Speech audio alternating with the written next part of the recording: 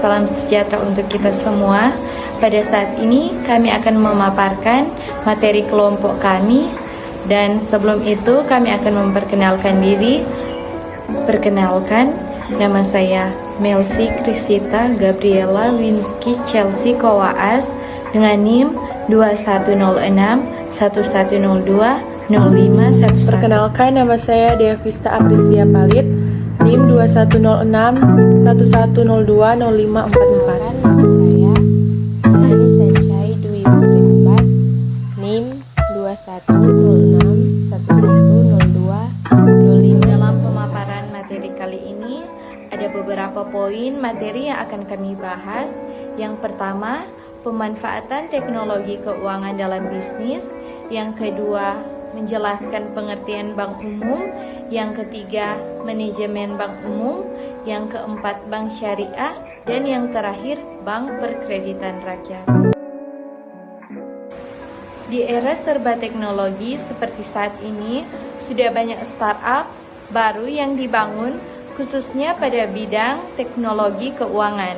Teknologi keuangan pada intinya adalah salah satu perusahaan yang bergerak dalam jasa keuangan yang sudah dikombinasikan dengan teknologi. Menurut National Digital Research Center atau NDRC menjelaskan bahwa financial technology atau teknologi keuangan adalah suatu istilah yang bisa digunakan untuk menyebut suatu inovasi dalam bidang jasa keuangan, di mana saat ini kita tidak perlu lagi mendatangi layanan tatap muka atau sentuhan fisik untuk melakukan transaksi, namun dapat dilakukan secara jarak jauh dimanapun dan kapanpun. Perkembangan teknologi keuangan di Indonesia. Seiring dengan pesatnya perkembangan teknologi dan bertumbuhnya perusahaan-perusahaan startup, semakin besar pula perkembangan teknologi keuangan di Indonesia. Teknologi keuangan di Indonesia dimulai tahun 2006, namun sayangnya saat itu masih sedikit perusahaan menggeluti bidang ini. Ketika Asosiasi Teknologi Keuangan di Indonesia didirikan pada tahun 2015, maka kepercayaan teknologi keuangan Indonesia mulai tumbuh di kalangan masyarakat. Akibatnya, perusahaan teknologi keuangan di Indonesia mengalami pertumbuhan begitu pesat hingga 140 perusahaan tercatat dalam daftar vintage OJK. Tidak berhenti sampai di situ. Pada tahun 2017, berkembang lagi teknologi keuangan syariah. Teknologi keuangan syariah merupakan jenis teknologi yang bergerak atas dasar prinsip Islam. Oleh karena itu, lahirlah Asosiasi Teknologi Keuangan Syariah Indonesia yang menaungi teknologi keuangan syariah di Indonesia. Berkat perkembangan teknologi, berbagai inovasi lahir untuk memudahkan hubungan manusia. Salah satunya adalah financial technology atau teknologi keuangan, atau singkatnya disebut vintage. Di Indonesia, vintage adalah salah satu sektor usaha di bidang teknologi yang berkembang pesat. Dasar hukum teknologi keuangan di Indonesia. Penerapan teknologi keuangan di Indonesia diatur oleh pemerintah melalui penerbitan regulasi Bank Indonesia. Yang pertama, Surat Edaran Bank Indonesia Nomor 18/22/DKSP mengenai penyelenggaraan layanan keuangan digital. Yang kedua, Peraturan Bank Indonesia Nomor 18/17/PBI/2016 mengatur segala hal terkait uang elektronik. Dan yang terakhir, Peraturan Bank Indonesia Nomor 18/40/PBI/2016 menetapkan penyelenggaraan pemrosesan transaksi pembayaran. Ada 4 jenis teknologi keuangan. Yang pertama, peer-to-peer, lending, dan crowdfunding. Peer-to-peer lending dan crowdfunding dikatakan juga sebagai marketplace finansial. Platform seperti ini mampu mempertemukan pihak yang membutuhkan dana dengan pihak yang memberikan dana sebagai modal atau investasi. Biasanya, proses melalui peer-to-peer lending ini lebih praktis karena dapat dilakukan dalam satu online platform. Yang kedua, manajemen risiko investasi. Dengan ini, memantau kondisi keuangan dan juga melakukan perencanaan keuangan dengan lebih mudah dan praktis. Jenis manajemen risiko investasi biasanya hadir dan bisa akses melalui smartphone, memberikan data yang dibutuhkan untuk lebih mengontrol keuangan. Kita hanya perlu memberikan data yang dibutuhkan untuk bisa mengontrol keuangan kita. Yang ketiga, payment, clearing, dan settlement.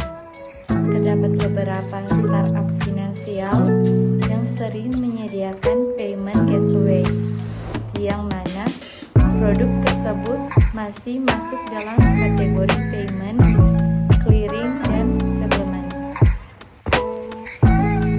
Yang keempat, market aggregator. Jenis teknologi keuangan yang saat ini mengacu pada portal yang mengumpulkan beragam informasi terkait keuangan untuk disuguhkan ke target audiens atau pengguna. Biasanya, teknologi keuangan ini berisi berbagai informasi, tips keuangan, kartu kredit, dan investasi. Dengan adanya teknologi keuangan jenis ini, diharapkan kita dapat menyerap banyak informasi sebelum mengambil keputusan terkait keuangan. Manfaat teknologi keuangan di Indonesia. Yang pertama, transaksi keuangan jauh lebih mudah. Poin pertama, manfaat teknologi keuangan adalah transaksi keuangan menjadi lebih mudah. Kita akan melakukan transaksi finansial, tidak perlu lagi ke rumah atau pergi ke bank untuk melakukannya. Hanya melalui ponsel pintar, segala aktivitas keuangan bisa diselesaikan. Pastinya hal ini memudahkan masyarakat. Yang kedua, akses pendanaan lebih baik. Berkat teknologi keuangan berkembang pesat hingga menjangkau berbagai kalangan masyarakat, hal ini mengakibatkan semakin banyak orang memahami cara mendapat bantuan pendanaan untuk menunjang kegiatan harian mereka. Yang ketiga, taraf hidup masyarakat meningkat. Poin manfaat fintech yang saat ini masih berkaitan dengan manfaat sebelumnya. Setelah masyarakat mendapatkan akses pendanaan yang lebih baik, maka masyarakat bisa menggunakan dana tersebut guna membiayai aktivitas konsumtif dan produktif mereka. Akhirnya taraf hidup dan kesejahteraan hidup mereka pun meningkat. Yang keempat, mendukung inklusi keuangan. Manfaat teknologi keuangan yang keempat adalah mendukung peningkatan inklusi keuangan masyarakat. Yang dimaksud inklusi keuangan adalah keterlibatan masyarakat dalam transaksi ekonomi, mulai dari jual beli, iuran, sampai simpan pinjam. Kemudahan teknologi keuangan telah menjembatani berbagai transaksi ekonomi tersebut, sehingga inklusi keuangan pun meningkat. Dan yang terakhir, mempercepat perputaran ekonomi. Akses keuangan dan kemudahan bertransaksi mendorong arus perputaran ekonomi semakin cepat dan praktis. Selain itu, teknologi keuangan membantu pelaku usaha untuk mendapatkan modal dengan bunga rendah melalui pinjaman online sebagai produk teknologi finansial. Penerapan teknologi keuangan dalam perusahaan dan industri keuangan. Yang pertama, bank digital. Saat ini sudah banyak jenis bank baru yang memungkinkan kita untuk mengakses seluruh fitur perbankan dengan smartphone yang kita gunakan. Beberapa fitur yang utama adalah analisa pengeluaran, tabungan cerdas, cashback, dukungan beragam mata uang, dan fitur keamanan lainnya. Yang kedua, mobile payment. Penerapan teknologi ini memungkinkan adanya berbagai jenis pembayaran yang dilakukan dengan memanfaatkan aplikasi seluler. Selanjutnya, robo-advisor. Robo-advisor ini cenderung berfungsi sebagai penasihat keuangan berbasis digital yang menggunakan teknologi AI dan machine learning dalam rangka membantu penggunaannya dalam mengelola investasi dana berdasarkan risiko, jumlah investasi, dan tujuan investasinya. Selanjutnya, InsurTech. Inovasi teknologi keuangan ini dilakukan pula pada industri asuransi demi meningkatkan efisiensi, mengurangi biaya, meningkatkan penilaian risiko, serta memberikan pengalaman yang lebih baik pada kliennya. Biasanya, InsurTech ini mencakup asuransi mobil, keamanan, data. Selanjutnya, digital lending and credit. Ini adalah salah satu contoh teknologi keuangan dalam dunia perbankan yang lebih terbuka dan memberikan akses kemudahan dalam melakukan peminjaman dana tanpa harus terlibat dalam bank tradisional. Pengertian bank umum. Bank umum disebut juga sebagai bank komersial. Bank umum pada dasarnya melaksanakan kegiatan usaha secara konvensional atau berdasarkan prinsip syariah yang kegiatannya memberi jasa dalam lalu lintas pembayaran. Pengertian bank umum menurut Peraturan Bank Indonesia Nomor 9-7-PBI-2007 adalah bank yang melaksanakan kegiatan usaha secara konvensional dan atau berdasarkan prinsip syariah yang dalam kegiatannya memberikan jasa dalam lalu lintas pembayaran. Jasa yang diberikan oleh bank umum bersifat umum, artinya dapat memberikan seluruh jasa perbankan yang ada. Bank umum sering disebut bank komersial. Di dalam Undang-Undang Nomor 23 Tahun 1999 dan sebagaimana telah diubah dengan Undang-Undang Nomor 3 Tahun 2004 tentang perbankan, bank didefinisikan sebagai badan usaha yang menghimpun atau mengumpulkan dana dari masyarakat dalam bentuk simpanan atau deposito dan menyalurkannya kepada masyarakat dalam bentuk kredit atau bentuk-bentuk lainnya dalam rangka meningkatkan taraf hidup rakyat banyak. Dari definisi tersebut dapat disimpulkan bahwa ada dua kegiatan pokok dari bank umum, yaitu yang pertama adalah kegiatan pengumpulan dana atas dasar kepercayaan dari masyarakat. Kegiatan kedua adalah penyaluran dana kepada masyarakat dalam rangka meningkatkan taraf hidup rakyat. Berikut fungsi bank umum. Pada dasarnya, fungsi sebuah bank adalah sebagai lembaga perantara keuangan. Dana yang ada di masyarakat dihimpun untuk kemudian disalurkan kepada masyarakat yang membutuhkan. Di sini bank berperan sebagai lembaga keuangan yang berfungsi menghubungkan pihak-pihak yang memiliki kelebihan dana dengan pihak-pihak yang membutuhkan dana.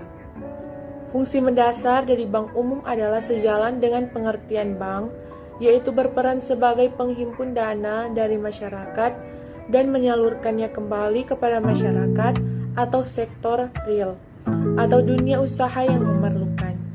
Adapun peran dan fungsi bank umum yang terdiri dari bank pemerintah, bank swasta nasional, dan bank asing atau campuran secara spesifik antara lain sebagai berikut. 1. Menciptakan uang. Bank umum mempunyai fungsi penciptaan uang, dalam hal ini uang giral, yaitu alat pembayaran melalui mekanisme pemindah-bukuan. Kemampuan bank umum dalam menciptakan uang giral menyebabkan posisi dan fungsi bank umum menjadi sangat penting dalam pelaksanaan kebijakan moneter. Yang kedua, mendukung kelancaran mekanisme pembayaran. Bank umum berfungsi untuk mendukung kelancaran mekanisme pembayaran. Hal tersebut dimungkinkan karena salah satu jasa yang ditawarkan bank umum adalah jasa-jasa yang berkaitan dengan mekanisme pembayaran. Contohnya penerimaan setoran, transfer uang, dan kredit. Yang ketiga, penghimpunan data simpanan. Fungsi bank umum adalah menghimpun dana masyarakat. dana yang paling banyak disimpan oleh bank umum adalah dana simpanan. Di Indonesia, dana simpanan terdiri dari tabungan, giro, deposito, berjangka, sertifikat deposito.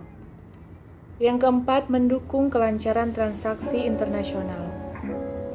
Bank umum juga memiliki fungsi yang sangat dibutuhkan untuk memudahkan atau memperlancar transaksi internasional, baik transaksi barang atau jasa maupun transaksi modal. Kesulitan-kesulitan dalam transaksi antar negara akibat berbagai kendala seperti perbedaan letak geografis, budaya, dan sistem moneter dan akan diatasi melalui kehadiran bank umum sehingga transaksi menjadi lebih mudah, cepat, dan efisien. Yang kelima, penyimpanan surat berharga. Bank umum dapat berfungsi sebagai lembaga untuk menyimpan surat-surat berharga. Perkembangan ekonomi yang semakin pesat menyebabkan bank memperluas jasa pelayanan dengan menyimpan sekuritas atau surat-surat berharga. Yang keenam, pemberian jasa-jasa lainnya. Bank umum dapat memberikan beragam jasa keuangan lain yang dapat mempermudah kegiatan ekonomi masyarakat umum. Di Indonesia, pemberian jasa oleh bank umum antara lain penyediaan fasilitas pembayaran telepon, transfer uang lewat ATM, anjungan tunai mandiri atau automatic teller machine, dan pembayaran gaji karyawan. Risiko usaha bank sebagai institusi yang memiliki izin untuk melakukan banyak aktivitas memiliki peluang yang sangat luas dalam memperoleh pendapatan atau income return. Dalam menjalankan aktivitas untuk memperoleh pendapatan perbankan selalu dihadapkan pada risiko. Pada dasarnya, risiko melekat pada seluruh aktivitas bank. Seluruh aktivitas bank, produk, dan layanan bank terkait dengan uang. Sifat dasar uang adalah anonim, siapapun bisa memilikinya, siapapun ingin memilikinya, dan sangat mudah berpindah tangan bahkan hilang. Oleh karena itu, seluruh aktivitas bank mulai dari penyerapan dana hingga penyaluran dana sangat rentan terhadap hilangnya uang, risiko kehilangan uang. Risiko yang mungkin terjadi dapat menimbulkan kerugian bagi bank jika tidak dideteksi serta tidak dikelola sebagaimana mestinya. Untuk itu, bank harus mengerti dan mengenal risiko-risiko yang mungkin timbul dalam melaksanakan kegiatan usahanya. Eksekutif dalam manajemen bank serta seluruh pihak terkait harus mengetahui risiko-risiko yang mungkin timbul dalam kegiatan usaha bank, serta mengetahui bagaimana risiko dan kapan risiko tersebut muncul untuk dapat mengambil tindakan yang cepat.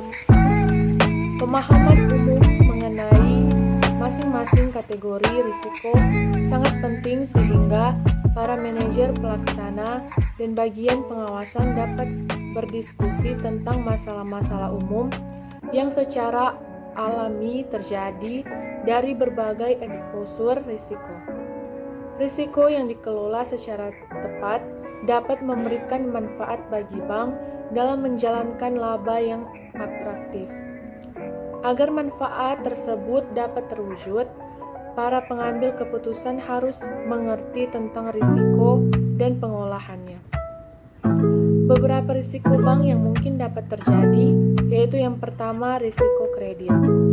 Risiko kredit adalah sebagai risiko kerugian sehubungan dengan pihak pinjaman tidak dapat dan atau tidak mau memenuhi kewajiban untuk membayar kembali dana yang dipinjamnya secara penuh pada saat jatuh tempo atau sesudahnya. Yang kedua, risiko pasar. Risiko pasar adalah sebagai risiko kerugian pada posisi neraca serta pencatatan tagihan kepada kewajiban di luar neraca yang timbul dari pergerakan harga risiko. Yang ketiga, risiko operasional. Risiko operasional adalah sebagai risiko kerugian atau ketidakcukupan dari proses internal, sumber daya manusia, dan risiko yang mungkin timbul dalam kegiatan usaha bank, serta mengetahui bagaimana risiko dan kapan risiko tersebut muncul untuk dapat mengambil tindakan yang cepat. Pemahaman umum mengenai masing-masing kategori risiko sangat penting sehingga para manajer pelaksana dan bagian pengawasan dapat berdiskusi tentang masalah-masalah umum yang secara alami terjadi dari berbagai eksposur risiko. Risiko yang dikelola secara tepat dapat memberikan manfaat bagi bank dalam menjalankan laba yang atraktif. Agar manfaat tersebut dapat terwujud, para pengambil keputusan harus mengerti tentang risiko dan pengolahannya. Beberapa risiko bank yang mungkin dapat terjadi, yaitu yang pertama risiko kredit. Risiko kredit adalah sebagai risiko kerugian sehubungan dengan pihak pinjaman tidak dapat dan atau tidak mau memenuhi kewajiban untuk membayar kembali dana yang dipinjamnya secara penuh pada saat jatuh tempo atau sesudahnya. Yang kedua, risiko pasar. Risiko pasar adalah sebagai risiko kerugian pada posisi neraca serta pencatatan tagihan kepada kewajiban di luar neraca yang timbul dari pergerakan harga risiko. Yang ketiga, risiko operasional. Risiko operasional adalah sebagai risiko kerugian atau ketidakcukupan dan sistem yang gagal atau dari peristiwa eksternal. Yang keempat, risiko konsentrasi kredit. Risiko konsentrasi kredit adalah ketika penempatan aktiva produktif bank terkonsentrasi pada satu sektor atau kelompok tertentu. Apabila terjadi masalah pada sektor atau kelompok tersebut, maka aktiva produktif yang ditempatkan berada dalam bahaya. 5. Risiko suku bunga pada buku bank. Risiko suku bunga pada buku bank merupakan risiko kerugian yang disebabkan oleh perubahan dari suku bunga pada struktur yang mendasari, yaitu pinjaman dan simpanan. 6. Risiko bisnis. Risiko bisnis adalah risiko yang terkait dengan posisi persaingan bank dan prospek dari keberhasilan bank dalam perubahan pasar. Risiko bisnis lebih berhubungan dengan keputusan bisnis yang diambil oleh dewan direksi bank dan kaitannya dengan implikasi risiko yang mungkin timbul atas keputusan bisnis tersebut. Dari sisi waktu, risiko bisnis bersifat jangka pendek hingga menengah. 7. Risiko strategi. Risiko strategi adalah risiko yang terkait dengan keputusan bisnis jangka panjang yang dibuat oleh senior manajemen bank. Risiko ini dapat juga dikaitkan dengan implementasi dari strategi-strategi mereka. 8. Risiko reputasional. Risiko reputasional merupakan risiko kerusakan potensial pada suatu perusahaan yang dihasilkan dari opini publik yang negatif. 9. Dampak risiko perbankan. Sebagai dampak terjadinya risiko kerugian keuangan langsung, kerugian akibat risiko pada suatu bank dapat berdampak pada pemangku kepentingan bank, yaitu pemegang saham, karyawan dan nasabah, serta berdampak juga pada perekonomian secara umum. Pengaruh risk loss pada pemegang saham dan karyawan adalah langsung, sementara pengaruh terhadap nasabah dan perekonomian tidak langsung. Dasar operasional bank umum. Manajemen bank memiliki sasaran dalam melaksanakan kegiatan operasionalnya. Sasaran tersebut pada prinsipnya dapat dibedakan berdasarkan jangka waktu, yaitu sasaran bersifat jangka pendek dan sasaran jangka panjang. Untuk mencapai sasaran tersebut, manajemen bank harus memperhatikan beberapa hal dalam pengelolaan aktiva dan kewajiban sebagai berikut. A. Mengelola likuiditasnya. B. Memperkecil risiko dengan mengalokasikan dananya pada aset yang berisiko rendah atau melakukan diversifikasi. C. Memperoleh dana dengan biaya rendah. D. Menentukan jumlah modal yang harus dipertahankan dan meningkatkan modal sesuai kebutuhan. Dari dari sasaran strategi bank umum tersebut, maka dibuatlah 2 dasar operasi bank umum, yaitu 1. Esensi program dan esensi materi. Penentuan mobilisasi dana, biaya dana, dan tingkat bank. Pertama, mobilisasi dana. Bank dalam menjalankan usahanya menghimpun dana dari masyarakat dan menyalurkan kembali dalam berbagai alternatif investasi. Demikian pula dari segi penyaluran dananya, hendaknya bank tidak semata-mata memperoleh keuntungan yang sebesar-besarnya bagi pemilik, tapi juga kegiatannya itu harus pula diarahkan untuk usaha meningkatkan taraf hidup masyarakat.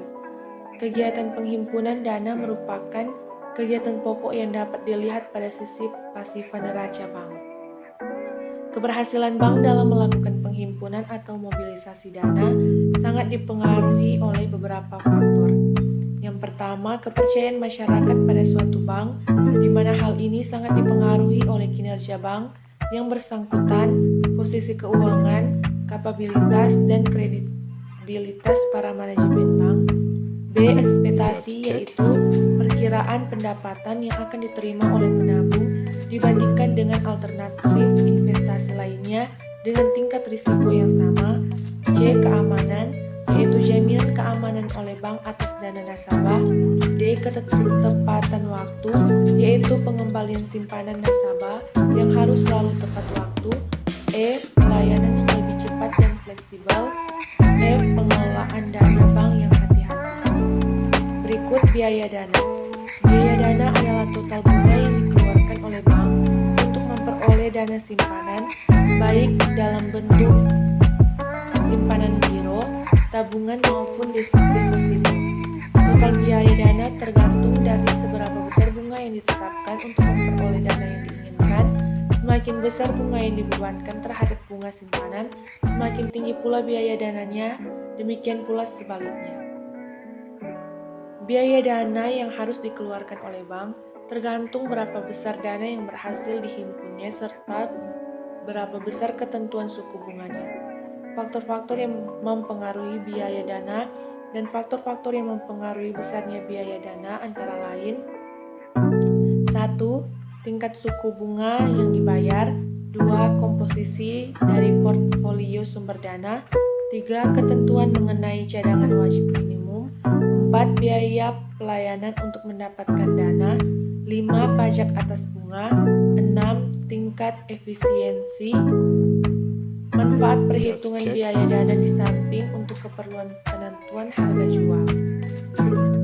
Maka manfaat lain dari perlunya perhitungan biaya dana atau cost of fund adalah antara lain: 1. Untuk mengantisipasi. 2. Untuk menentukan besarnya keuntungan atau laba yang diperoleh. Berikutnya, penentuan tingkat bunga. Suku bunga adalah harga dari penggunaan uang atau biasa juga dipandang sebagai sewa atas penggunaan uang untuk jangka waktu tertentu, atau harga dari meminjam uang untuk menggunakan daya belinya, dan biasanya dinyatakan dalam persen. Bunga bank dapat diartikan sebagai balas jasa yang diberikan oleh bank yang berdasarkan prinsip konvensional kepada nasabah yang membeli atau menjual produknya. Bunga juga dapat diartikan sebagai harga yang harus dibayar kepada nasabah dengan yang harus dibayar oleh nasabah kepada bank memperoleh pinjaman.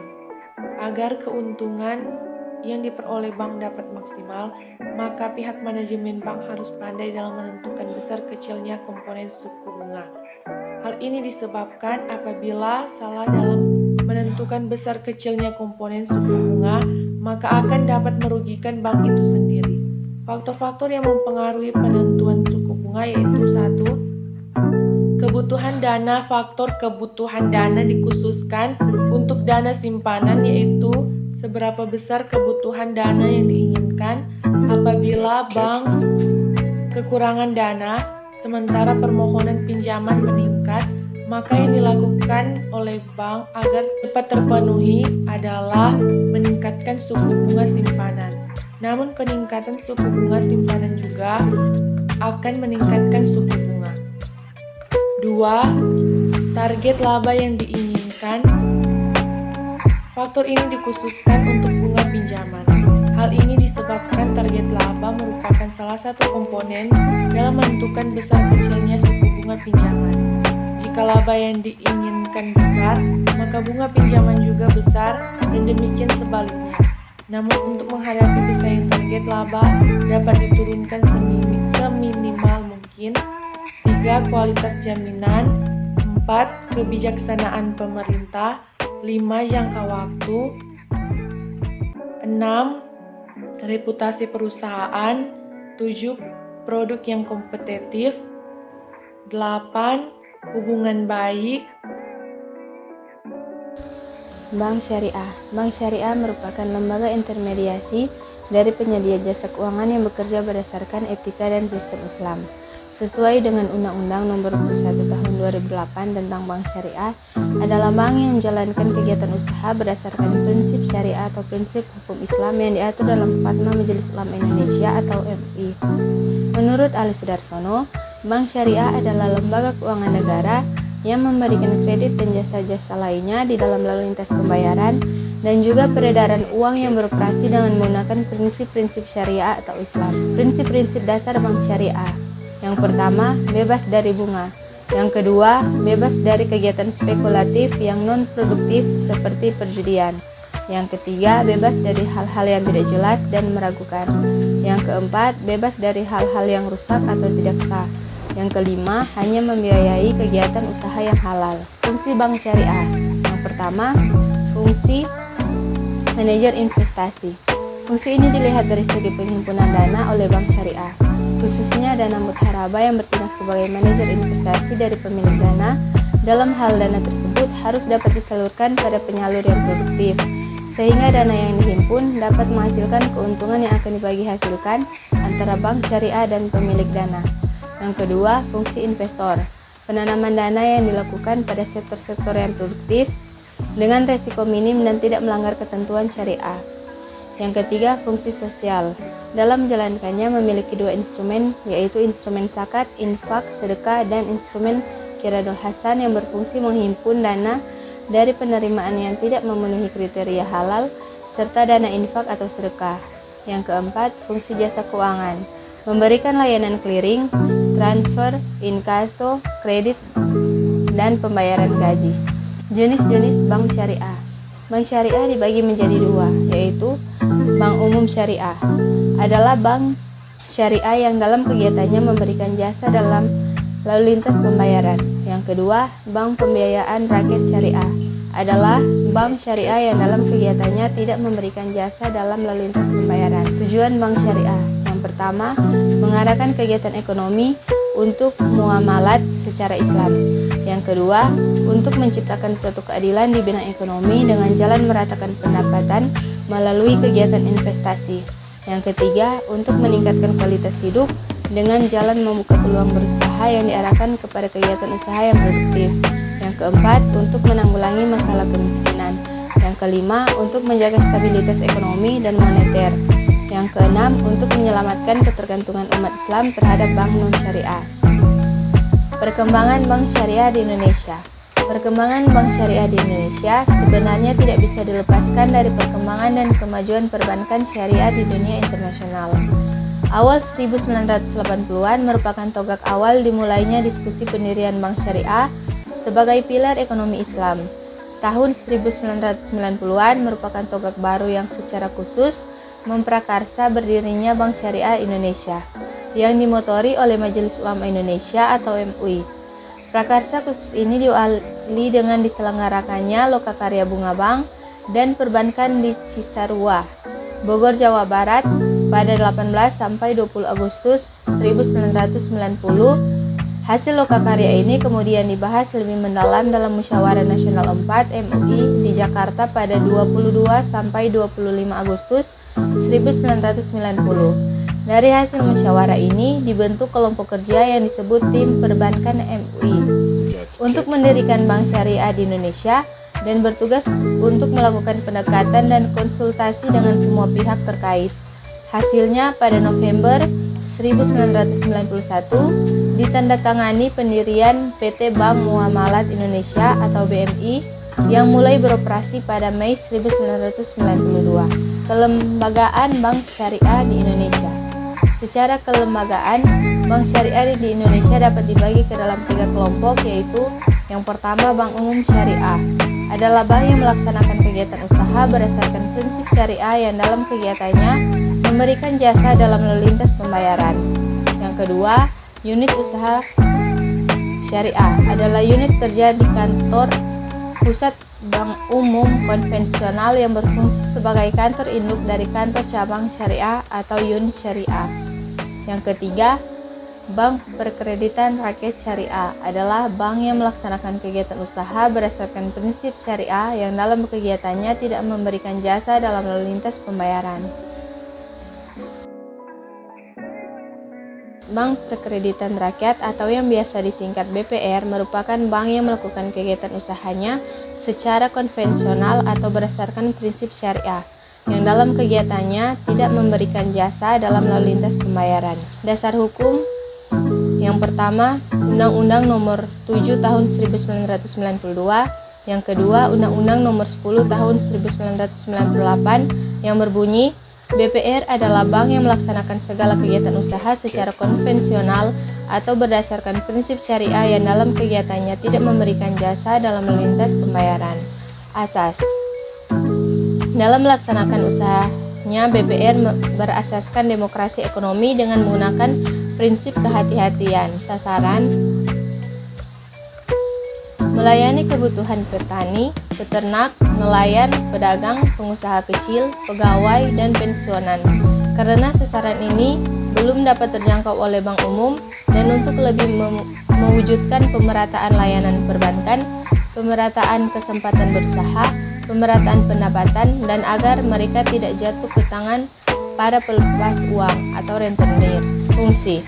Fungsi BPR tidak hanya sekedar menyalurkan kredit pada pengusaha mikro, kecil, dan menengah, tetapi juga menerima simpanan dari masyarakat. Tujuan yang pertama, menunjang pelaksanaan pembangunan nasional dalam rangka meningkatkan pemerataan. Yang kedua, meningkatkan pertumbuhan ekonomi. Yang ketiga, meningkatkan stabilitas nasional ke arah peningkatan kesejahteraan rakyat banyak. Tugas. Menurut pasal 13 Undang-Undang Nomor 10 Tahun 1998, BPR mempunyai tugas sebagai berikut. Yang pertama, menghimpun dana dari masyarakat dalam bentuk tabungan atau deposit berjangka. Yang kedua, memberikan kredit kepada masyarakat yang membutuhkan. Yang ketiga, menyediakan pembayaran kepada nasabah berdasarkan prinsip bagi hasil sesuai dengan ketentuan yang berlaku. Dan yang terakhir, menempatkan dananya dalam bentuk sertifikat Bank Indonesia atau SBI, tabungan atau deposito berjangka pada bank lain. Jenis-jenis usaha yang diperbolehkan ialah yang pertama, menghimpun dana, yang kedua, menyalurkan dana, yang ketiga, menyediakan dana bagi nasabah dengan sistem bagi hasil, dan yang terakhir, menempatkan dana dalam bentuk SBI, deposit, dan tabungan di bank lainnya. Jenis usaha yang tidak diperbolehkan. Yang pertama, memberi kredit tanpa jaminan. Yang kedua, penyertaan modal. Yang ketiga, menerima simpanan berupa giro. Yang keempat, kegiatan usaha falas.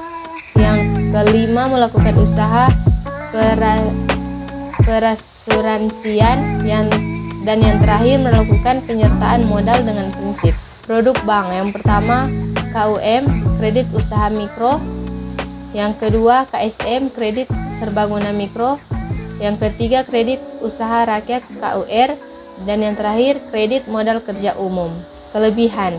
Yang pertama, BPR memiliki bunga tabungan yang lebih tinggi dibandingkan dengan bank umum. Dan yang kedua, biaya administrasi tabungan di BPR lebih rendah. Kelemahan. Yang pertama, sulit mengejar persaingan industri perbankan. Dan yang kedua, terbatas pada kredit mikro. Dan yang terakhir, fasilitas terbatas pada tingkat level. Demikianlah hasil paparan materi yang telah ditugaskan kepada kami. Biarlah apa yang telah kami sampaikan tadi bisa menambah wawasan dan juga bermanfaat bagi teman-teman sekalian. Saya Milani Ambat, mengatasnamakan teman-teman yang ada di kelompok saya, memohon maaf apabila dalam penyampaian materi terjadi kesalahan dalam penggunaan kata-kata yang tidak berkenan. Sekian dari kami. Atas perhatiannya diucapkan terima kasih.